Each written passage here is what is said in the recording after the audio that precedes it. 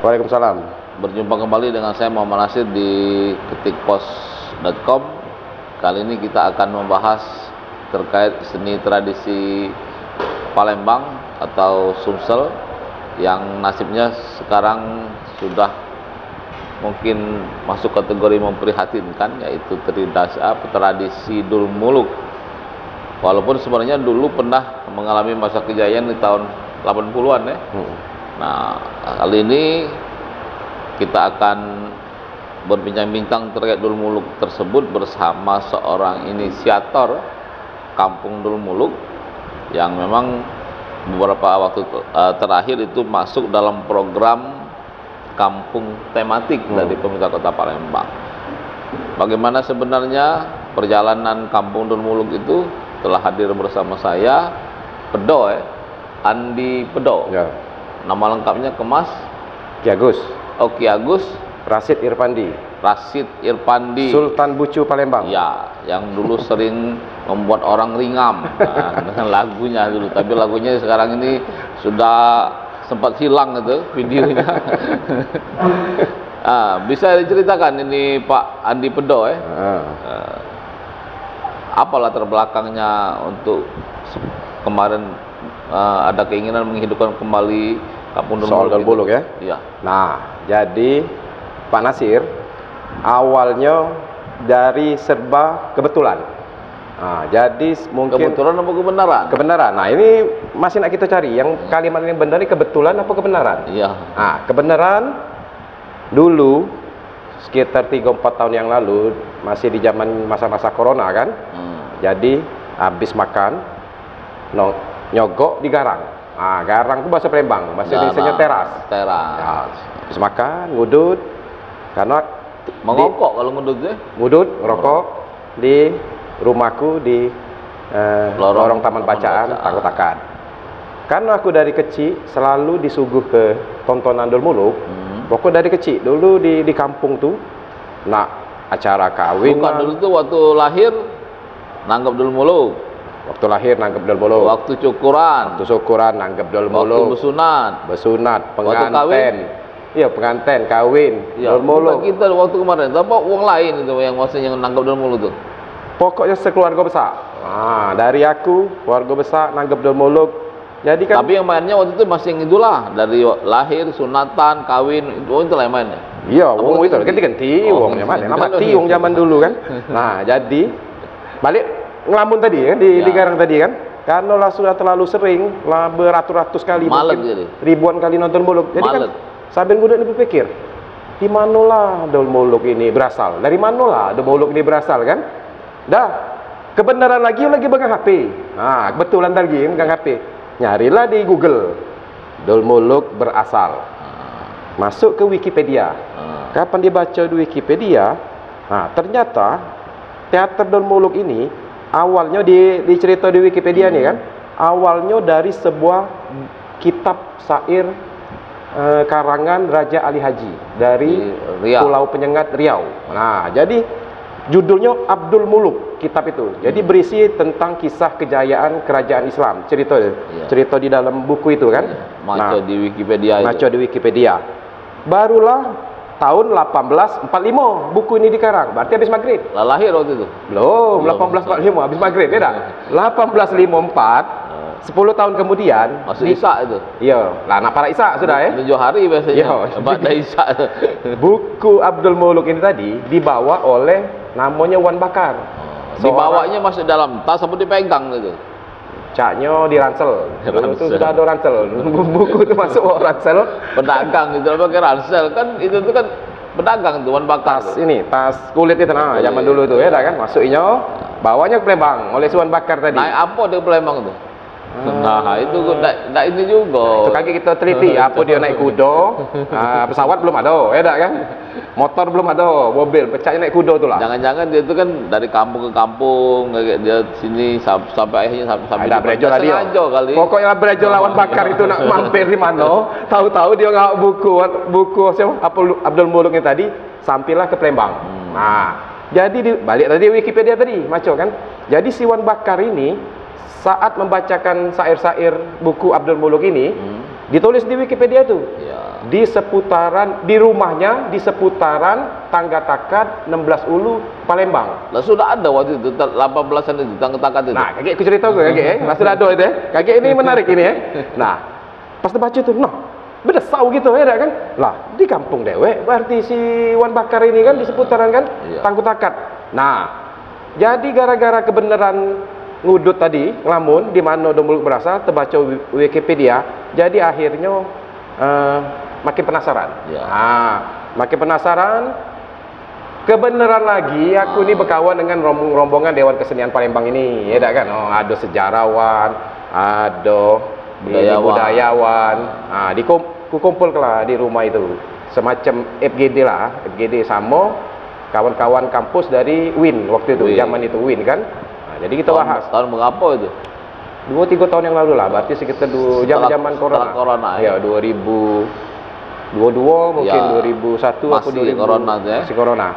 Jadi kumpul bahas itu dulu. Ada kawan-kawan lama juga.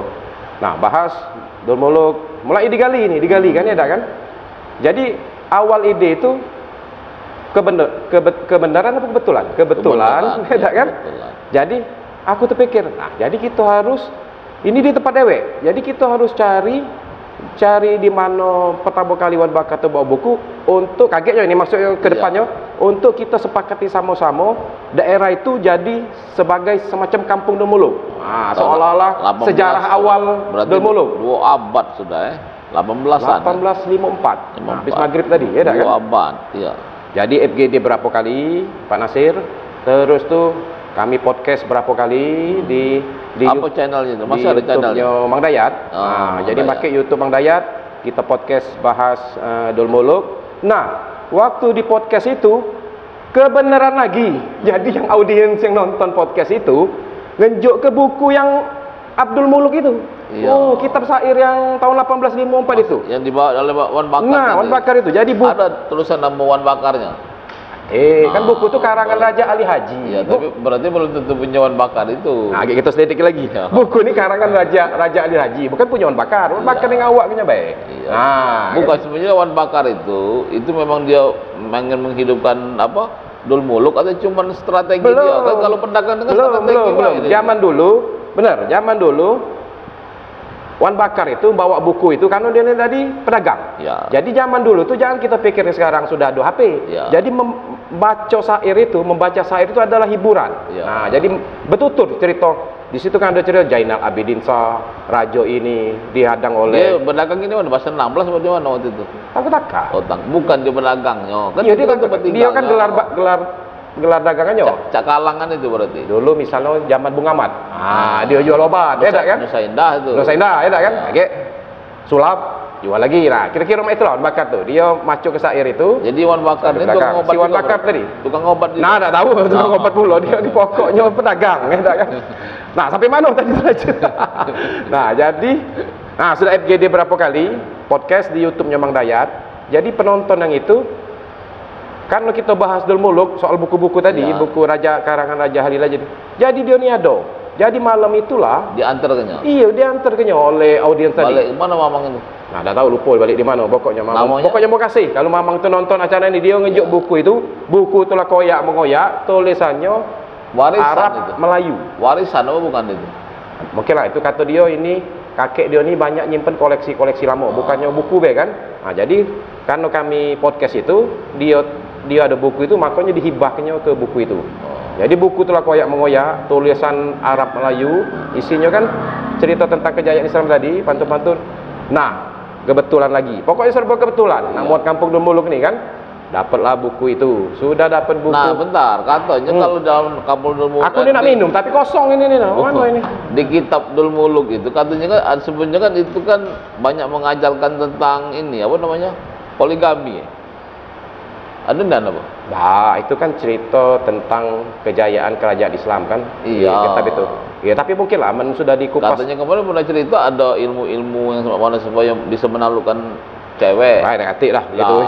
Itu gila cerita kalau itu tentang pokoknya buku. Nah, kaget kita baru cerita kenapa bisa berubah jadi Dolmuluk. Kan? Ya. Nah, jadi kita masuk sejarahnya dulu. Jangan banyak-banyak habis kayak durasi waktu singkat Ya, baik. tapi singkat ini kan, kenapa jadi berubah teater Demoluk? Nah, jadi habis 1854 itu digawa ke sini, dibaca ke, ditutur ke, Itu cuma dibaca baik. nah, dibaca bakar. Kaget dulu, akhirnya ganti-gantian. Dulu kan rumah Palembang ini berkejing-kejing itu, ya tak kan? Nah, jadi wong ni ngumpul. Nah, dulu tuh kan asik dengar cerita ini kan, raja ini menculik permaisuri, isi cerita itu, ya tak kan? Nah, kan olah berpuluh-puluh tahun dibaca ke kan zaman juga bergeser. Lah sudah 1900-an kan olah kemalakan dibaca ke tuh. Nah, wong Palembang ini kreatif, Pak Itu Nasir. masih on bakar tadi. Apa? Yang masih on bakar. Iya, di zaman Ung Bakar. Bukan yang Perubahan. Oh, sudah.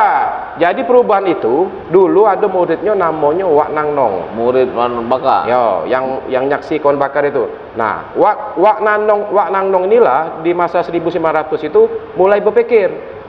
Kan menyesuaikan dengan zaman. Lah bosan dibaca ke. Nah, wong Palembang ini kreatif, paling kreatif di Indonesia. Ya. Jadi yang kisah di dalam buku itu diinjoknya wongnya nian. Ya. Rajo tuh ada rajonya nian. Pengawal ada pengawalnya nian. Diperan ke. Ya. Permaisuri diperankan permaisuri. Nah, zaman dulu karena Islam ni masih kuat, jadi betino ni tak boleh main zaman dulu. Jadi Tak boleh dimain, tidak boleh dimainkan. tak boleh main dulu. jadi Itu kalau tak maksudnya. boleh main. Jadi diganti ke lanang. Seolah-olah jadi betino di dalam cerita tadi. Nah, mulai dipentas ke jadi teater itulah. Dulu Jangan Wak Nang Nong tadi ya. ya dulu ya masih di Masih di halaman. taman bacaan itulah masih. Ya mungkin di situ. Ini kita gali sama-sama di halaman, di bekas-bekas batang kayu tetaan itu kan yang mau nonton ini berkeliling. Dulu kan jalan itu kan belum ada lorong, masih jerambak kayu itu kali ya. Nah, kayak aku cerita gue ya. Nah, Jadi jadi jerambak kayu itu benar ya. benar. Nah, jadi itu sudah pengertiannya. Jadi perubahan naskah buku Abdul Muluk jadi teater Dul Muluk itulah.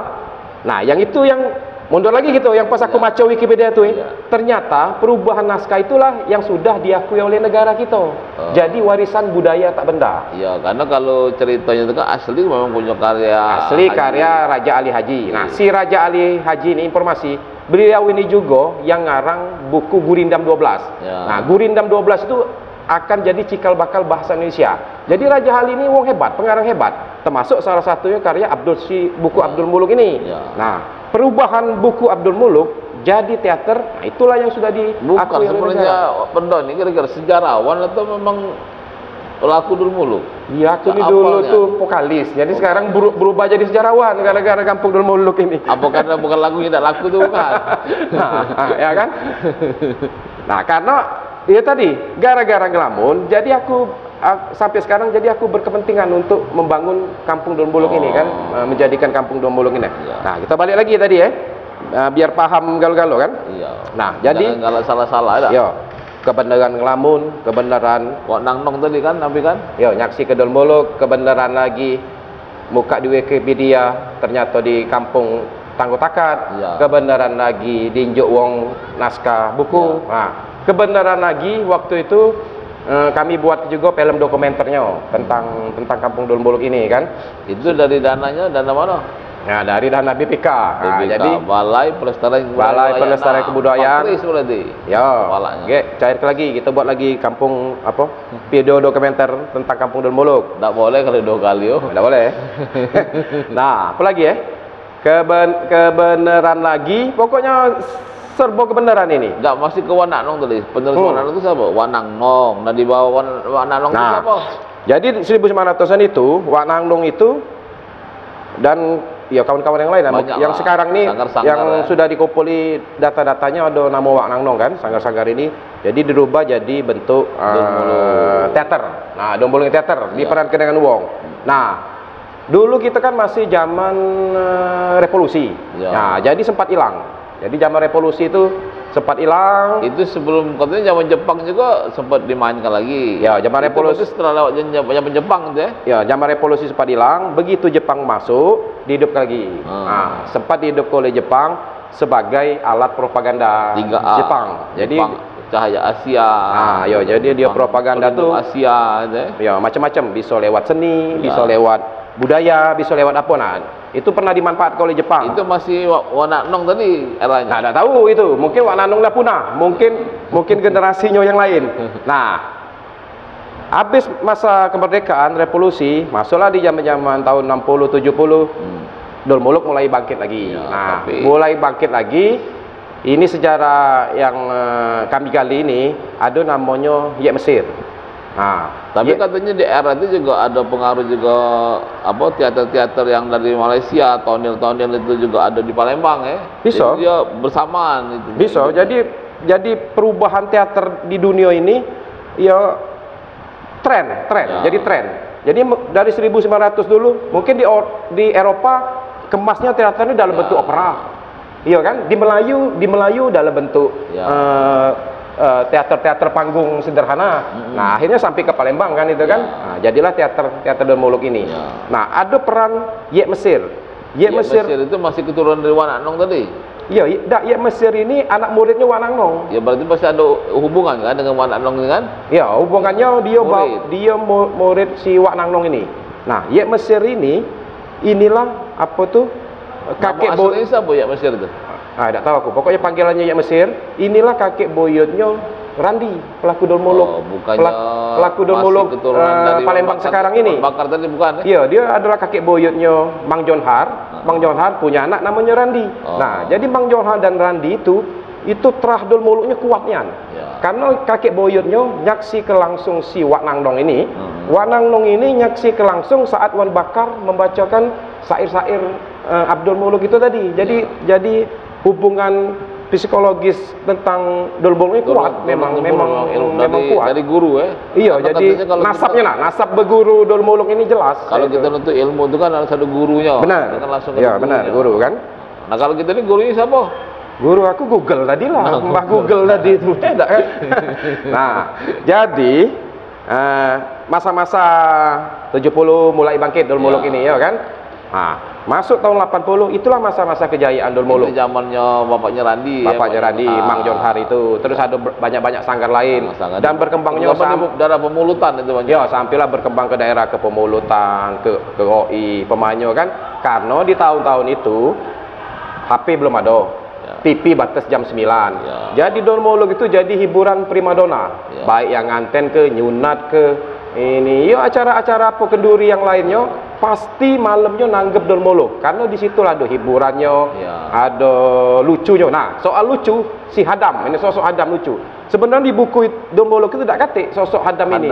Jadi Hadam ini opsional, tambahan. Hadam ini kan kalau di wayang itu punakawan ya kira-kira. Ya, bisa. Ya, gareng gitu kan. Jadi kenapa ditambah ke Hadam? Karena Dol Muluk ini biasanya dimainkan semalam suntuk sampai jelang subuh. Jadi kalau ceritanya monoton tentang raja pasti akan bosen yang nonton kan. Makanya ditambah ke itu tadi orang Palembang ini kreatif.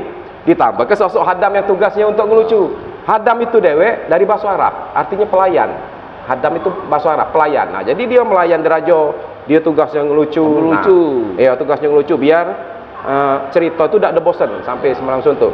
Nah, masa puncak kejayaan ya itulah tahun 70, 80 sampailah ke akhir-akhir 90 masih rame. Iya, katanya waktu itu malah kalau tiap bulan setiap minggu itu cuma hari Jumat dia tidak diundang wong. Benar. Jadi seminggu itu full dia 6 hari itu main keliling. Ya, jadi cerita pelaku-pelaku Dol Muluk yang masih zaman dulu yang masih hidup seperti Bang Jonhar, mereka keliling Sumsel ini benar setiap hari. Jadi Senin malam Minggu main di kampung ini, malam Selasa ke dusun lagi, pernah naik perahu, pernah jalan kaki, cerita. Nah, karena perjuangan mereka itulah, jadi aku secara pribadi kebenaran tadi itu nemu ke Dol Muluk itu tadi, jadi semakin bersemangat. Kebenaran lagi tahun ini pemerintah Kota Palembang nak buat kampung tematik. Nah, lewat dinas. Sebelum kebenaran tematik tadi kan katanya kalau Dol Muluk itu kan ada Dol Muluk yang memang main yang serius tadi.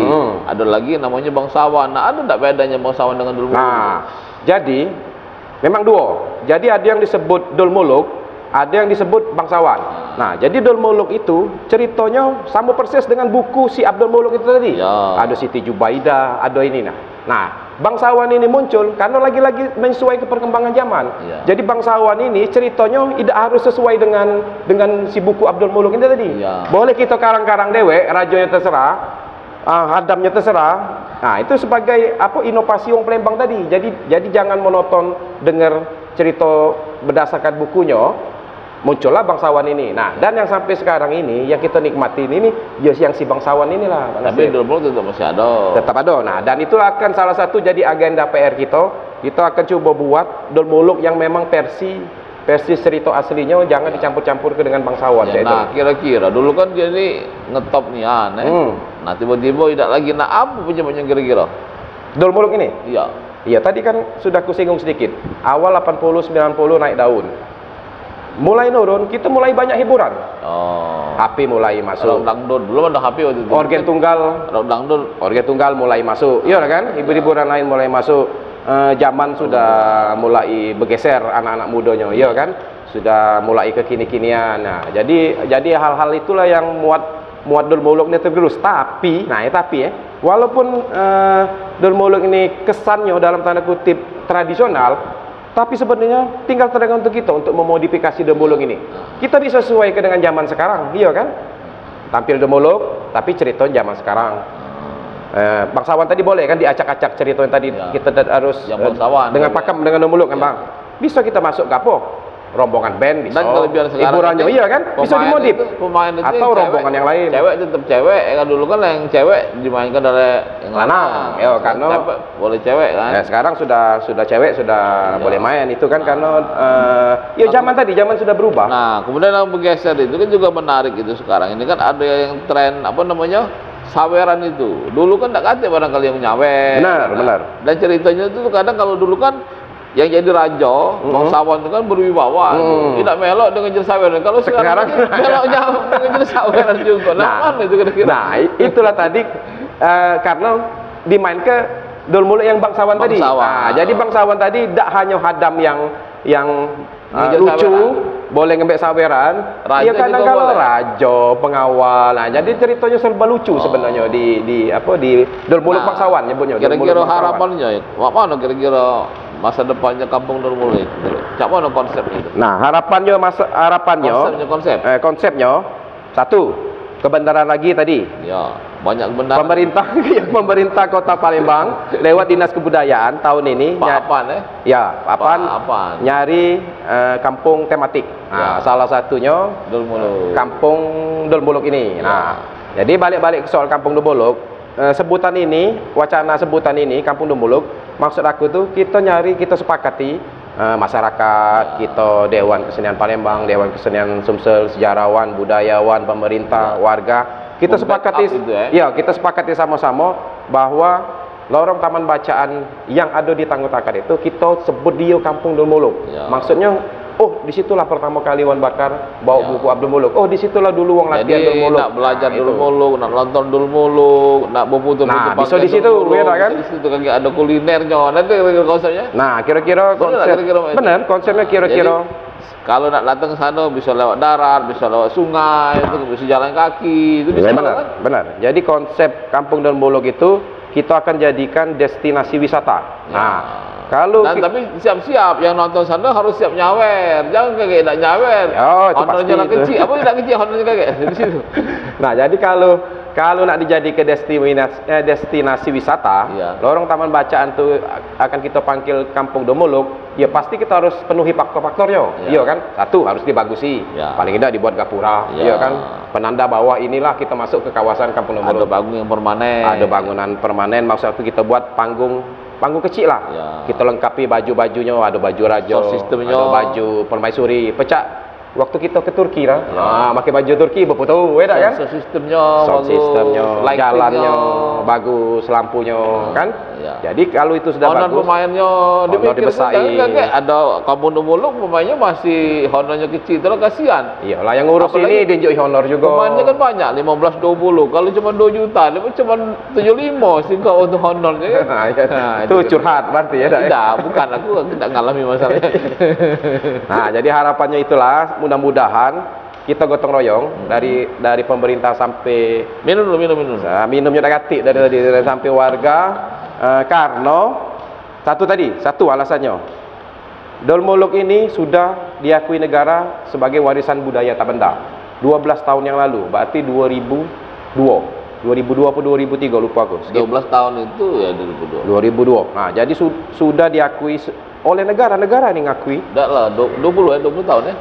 12 tahun yang lalu. 2012. 2012 ya. 12. Nah, sudah diakui negara sebagai warisan budaya tak benda. Jadi sayang kan kalau kita tidak olah, iya kan? Nah, aku mengistilahkan Dol Muluk ini kan kita banyak sudah diakui oleh pemerintah budaya kita sebagai warisan budaya benda. Ada songket, ada nasi minyak, ada pempek, ada apa lagi? Tekwan, ada songket, ada tanjak, jomputan. Nah, jadi aku ngistilah ke Dol Muluk ini nih, the mother of WBTB. Ibunya WBTB. Ngapa cak itu aku berpikir, begitu Dol Muluk ini digelar Pak Nasir, WBTB yang aku sebut tadi otomatis pasti masuk. Pemain makin tanjak. Otomatis romantis gitu. Otomatis. Otomatis pasti kalau masuk. Kalau mau nyebut tuh kalau jam itu nyebutnya apa otomatis. Tapi kalau mobil motor matic gitu nyebutnya. Pokoknya otomatis dan otomatis pasti masuk. Tanjak pasti dipakai, songket pasti dipakai. Yang nonton makan nasi minyak, makan pempek, honor makan segala macam. Iya, yang disebut WBTB. Nah, itu jual tiket juga di situ. Jual tiket di situ. Kaki gitu garap. Nah, kalau soal ngomongnya tiket impian aku tuh Dol Muluk ini dari kecil ke besar kita bisa ada ke di Gelora Jakabareng itu. Bukannya sepak bola SFCB yang main di situ. Jadi kita buat Dol Muluk besar-besaran di situ. Kolosal berarti. Kolosal. Ditonton puluhan ribu wong, pakai orkestra, ada bintang tamu, opera Panjapa. Kenapa jadi bisa kita lakukan? Kalau belum ke Palembang, kalau belum nyengok Dol Muluk, belum ke Palembang. Nah, jadi sebelum dojo itu, sekarang ini belum pernah enggak ke ini mana? Ke Vietnam. Pernah kalau aku di Vietnam tuh ada pertunjukan wayang. Biasa wayang itu di mana-mana ada, di Arab, di Cina, di Jepang, di Indonesia. Tapi beda di situ di Vietnam itu mainnya dalang dalam banyu. Nah, itu keren. Jadi wayangnya main di pucuk banyu dalam kolam, yang dalang di dalam banyu. Bisa. Nah, itu ada keistimewaan memang. Nah, Dol Muluk ada keistimewaan yang itu yang memang jika kesulitan mainnya susah. Iya, kalau itu kan teknis namanya kan main di banyu itu kan bisa kita buat Dol Muluk di pucuk Sungai Musi kan. Iya. Nah, tapi kalau ngomong Dol Muluk kesusahannya itu memang sosok pemain itu memang dia punya. Kalau dulu kita ngomong matang ya, iya, era-era di tahun jayanya Dol Muluk. Kalau awal itu apa namanya? Yang lawak yang sudah tertentu Sri Mulat. Jadi memang tanpa teks pun di jalan main itu langsung. Aku masih kecil, masih remaja nonton Dol Muluk itu. Memang si pelaku pemain teater Dol Muluk ini dia menjiwai main dan itu tingkat kesulitan dan itu tidak bisa dilakukan oleh segala wong maksudnya kan. Jadi dia punya bakat, dia punya talenta. Nah, dan itulah jadi salah satu PR Pak Nasir. Mak Mano regenerasi pemain tadi mumpung Dol Muluk ini belum punah. Jadi saya itu lagi kira-kira apa? Ya itu lagi kira. Sudah disip. Oh, habis. Tadi ada kopi. Kenapa yang kecil dah kopi aku ini? Pengelolaan Kampung Dol Muluk. Sudah. Ya, ini sudah. Jelas sekali lagi. Iya tadi. Closingnya. Ya. Cek. Kapan kau ngempeknya? Aku tadi tidak ada ngelepas sih. Oh, tidak melepas. Perasaan aku tidak ada ngelepas sih tadi. Mungkin agak tak melepas sih. Baca lepas deh ya. Sudah ya? Ya lanjut. Nah, jadi harapannya mudah-mudahan apa yang sudah dirintis 2-3 tahun yang lalu, Pak Nasir, tentang keinginan kita untuk membuat suatu kawasan yang kita sepakati sama-sama akan kita sebut sebagai Kampung Dol Muluk itu mudah-mudahan segera terwujud. Nah, jadi konsepnya itu tadilah. Jadi kita sama-sama baik dari pemerintah sampai stakeholder lain sampai warga, kita bagaimana caranya kita bagusi lorong taman bacaan di Tangguh-Tangkat itu yang memang cocok kita sebut sebagai tujuan wisata tadi ya, kan? Gapuranya kita bagusi tadi, jalannya kita bagusi, dibuat segala macamnya, ada panggung, mini panggung untuk tempat berfoto. Tadi sudah disebut oleh Pak Nasir juga, masuk Tangguh-Tangkat bisa lewat jalan darat. Proyek kedepannya bisa lewat laut. Kita buat dermaga dari sungai, itu sebelah itu ada namanya Sungai Semeru. Sungai Gunung Semeru itu kita bisa lewat. Musi, anak Sungai Musi. Bisa lewat sungai, bisa lewat perahu. Berarti bisa tembus ke Satu Ulu ya? Kan ada jalan Semeru itu. Sebelah Majapahit itu. Lain. Kira tembusan bukan. Nah, ngomong-ngomong soal Taman Bacaan ini, tadi kan ada tak dari dulu nama ini. Nah, Jadi kebenaran lagi, Ya. kebenaran lagi waktu nongkrong-nongkrong juga di rumahnya Bang Dayat, YouTuber. Jadi aku jengok di komputernya tuh ada nemu peta tahun 1917. Ya. Nah, jadi di peta 1917 itu dulu nama daerah kita nih 1 Ulu, 2 Ulu itu Belanda yang ngejuk. Di mereknya kampung-kampung nih 1 Ulu, 2 Ulu, 3 Ulu, sampailah ke 10, 11, 12, 13, 14. Habis 14 stop. Tak kata 15 Ulu itu. Sekarang dia cuman yang dipindah ke di arah Sungki sana kan. Sampai 14 Ulu stop. Di peta 1917 itu, di sebelah 14 Ulu itu tertulis dalam bahasa Belanda Van de Bajebut. Ah, taruh lama itulah tulisannya. Apa? Kapan ku cari di Google artinya taman yang ditata dengan rapi. Nah, artinya taman bacaan sekarang ini dulu adalah sebuah taman. Taman itu dibuat Belanda. Ya. Makanya namanya tertinggal jadi taman bacaan. Kenapa ada bacaan? Dulu waktu aku masih kecil, di sana banyak yang di depan rumah tuh tempat nyewa ke buku. Jadi Komik-komik gitu. Iya, kita zaman kecil dulu kan. Nulis buku hari ini, 3 hari lagi dibalik ke. Minjem buku. Nah, itulah cikal bakal nama taman bacaan. Jadi banyaknya gara-gara ngelamun di garang tadi nyari Dol Muluk, jadi banyak temuan. Ya, Kebenaran kalau ini nemu ke sejarah taman bacaan. Kalau di sana di taman ditata dengan baik, karena di sana kan dekat kawasan Pertamina. Pertamina itu kan pada sejak zaman berlalu sudah ada, memang ada kompleks Dulu sudah ada. Pertaminanya. Mungkin di situ memang kawasan yang untuk supaya masyarakat luar juga bisa menikmati taman-taman bacaan itu kali ya. Itu ujung kota. Jadi taman itu kapan ada taman itu artinya kita ngomong di tahun 1900-an. Ya. Berarti itu adalah ujung kota. Batas kota itu 14. Jadi yang Pertamina tadi ke sana, Pak Nasir itu belum ada. Masih rawa galau, masih hutan. Pertamina itu 1920 baru ada. Ini peta 1917. Di bawahnya 3 tahun. Tahun sebelumnya. Iya. Jadi di peta itu, habis taman itu, kesininya nih ditandai cuma rawa-rawa. Kamu tidak nyingok sana kalau cuma batas ini, Pak. Sebenarnya sudah ada Pertamina itu mungkin. Tidak, kita main data. Kita main by data kan. Kita main tahun, main data. Jadi habis taman itu habis, di sini peta itu cuma ditulis rawa. Sampailah setelah itu ada namanya Asgab. Ada namanya Bagus Kuning, baru kita masuk ke Pelaju, nyebut Pertamina. Itu masih rawa galau. Bagus Kuning belum ada waktu itu ya? Belum, masih rawa-rawa. Jadi kan besar kemungkinan si Wan Bakar yang disebut ke di Wikipedia pertama tadi waktu dia membacakan syair itu di rumahnya di seputaran Takut-Takut, ya dia mungkin tinggal di taman bacaan itulah. Atau mungkin sudah terjual kali rumahnya. Ya, kita tidak tahu rumahnya mana, apa yang rumahku itulah, apa yang di laut, apa yang di tengah, kita tidak tahu. Yang penting kita dapat titiknya bahwa si Wan Bakar tadi datang pertama kali bawa buku syair Abdul Muluk itu di seputaran taman bacaan itulah. Nah, kenapa kuat si lorong taman bacaan ini akan kita sebut sebagai penanda titik kampung Dol Muluk tadi. Nah, jadi datanya sudah lengkap, ilmiah, sudah disupport pemerintah dan kawan-kawan yang lain. Tinggal kita berusaha sama-sama, kita bagus si taman bacaan ini jadi kampung Dol Muluk, bisa jadi destinasi wisata tadi. Ya, demikian barangkali semoga bermanfaat dan Dol Muluk bisa hidup kembali ya, terutama para pemainnya. Nah, kalau pemain itu masih pemain yang itulah atau kita bentuk pemain baru? Ya pasti kita dedek baru. Kita jadi ada agendanya, sudah ada di pikiran kita sama-sama. Ya, bukannya kampung be dia bagus be, nah benar. Kita akan dedek anak-anak sekolah, kita akan roadshow ke sekolah-sekolah, kita perkenalkan Dol Muluk karena zaman sekarang ini sudah wong budak-budak kecil ini kenal lah dengan komik-komik dari luar. Iya kan? Ya tidak usah kita sebut ke. Pokoknya kita berusaha budaya kita bisa tetap lestari. Ya, tapi tradisi yang ritual sebelum main Dol Muluk tetap ada biasanya. Ada kan ada ritual, cara doa. Ya, kalau dulu daging ayam itu kan. Benar, kalau dulu ada baca-baca. Pemain Dol Muluk nih kental dengan mistik.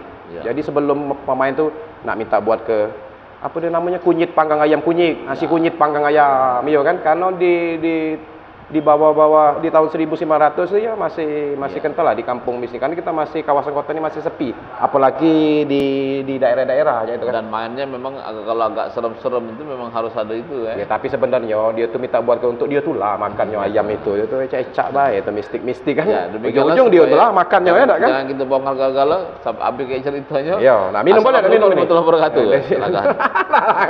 Kadam.